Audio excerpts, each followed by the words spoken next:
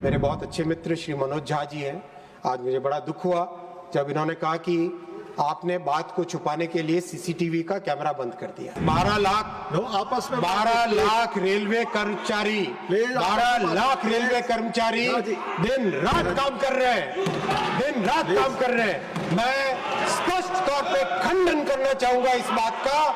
CCTV camera बंद नहीं किया गया था। मेरे पास सीसीटीवी कैमरा की फुटेज खुद के पास है, मैंने स्वयं देखी है। 10,000 काम अच्छे हैं और उस 10,000 कामों को ध्यान न देके केवल एक गलती अगर हो जाए केवल उसी के ऊपर लगे रहे तो ये तो कोई एक डेमोक्रेसी की बात नहीं हुई। नई दिल्ली का दुखद इंसिडेंट हुआ है, उसकी भी जांच चल रही है। कई मान्यवर सांसदों ने इसका विषय उठाया, मैं इसमें नहीं बोलना चाहूंगा। मैं केवल मेरे बहुत अच्छे मित्र श्री मनोज झा जी हैं। आज मुझे बड़ा दुख हुआ जब इन्होंने कहा कि आपने बात को छुपाने के लिए सीसीटीवी का कैमरा बंद कर दिया। किसी की भी बात 12 लाख आपस में 12 लाख रेलवे कर्मचारी 12 लाख रेलवे कर्मचारी दिन रात काम कर रहे हैं, दिन रात काम कर रहे हैं। मैं स्पष्ट तौर पे खंडन करना चाहूंगा इस बात का। सीसीटीवी कैमरा बंद नहीं किया गया था। मैंने स्वयं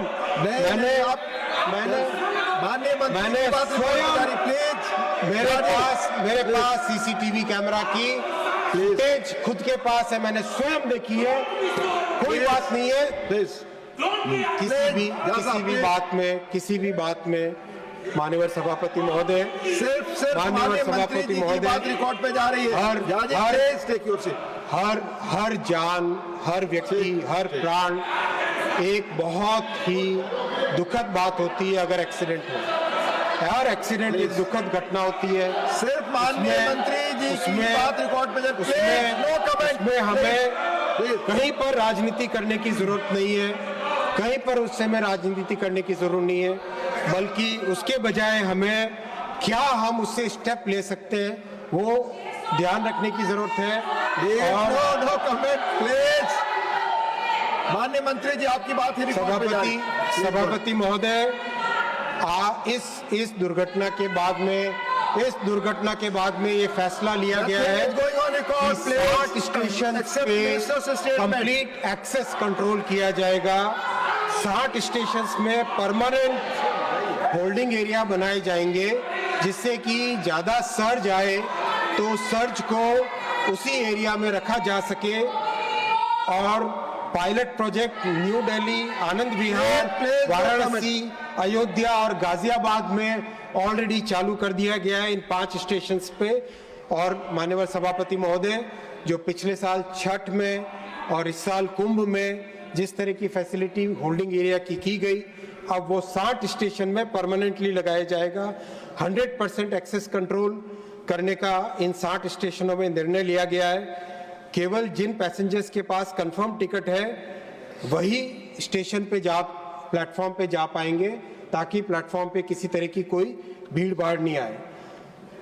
12 मीटर का यानी 40 फुट का चौड़ा FOB वो बनाने का निर्णय लिया गया है। इस बार महाकुंभ में जब ये 12 मीटर के FOB लगाए गए थे उसका बहुत अच्छा रिजल्ट आया, क्योंकि 12 मीटर यानी 40 फुट अपने आप में एक सब्सटैंशियल डिस्टेंस होती है, तो उसमें भीड़ भाड़ होने की कोई संभावना नहीं होती है। हर जगह कैमरास लगाए जाएंगे। महाकुंभ में वॉर रूम में कैमरा का बहुत अच्छा उपयोग हुआ था और इन सभी के सभी बड़े स्टेशंस पे वॉर रूम बनाए जाएंगे। कम्युनिकेशन के डिवाइसेस टोटली नए जनरेशन के लेटेस्ट डिजिटल कम्युनिकेशन के डिवाइसेस लगाए जाएंगे और जितने रेलवे के स्टाफ या सर्विस पर्सन्स हैं उन सबको नए डिजाइन का ID कार्ड दिया जाएगा। स्टाफ के लिए एक नई यूनिफॉर्म बनाई जाएगी जिससे कि किसी भी क्राइसिस के सिचुएशन में लोगों को पता चल सके कि ये व्यक्ति रेलवे का अधिकारी है या स्टाफ है, तो आराम से उसके साथ संवाद हो सके।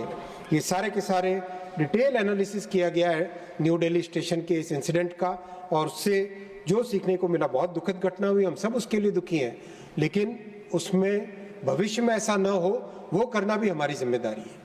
इसी प्रयास से फिर ये भी एक निर्णय लिया गया जो कि बहुत कठोर निर्णय होगा, और मुझे मैं आपके माध्यम से पूरे सभी मान्यवर सांसदों का सहयोग भी मांगूंगा कि टिकट्स इन सब स्टेशंस, भीड़भाड़ वाले स्टेशंस पे उतनी ही दिए जाएंगे जितनी की सीटें ट्रेन के अंदर है, ताकि भीड़ वाला वो मुद्दा ना हो।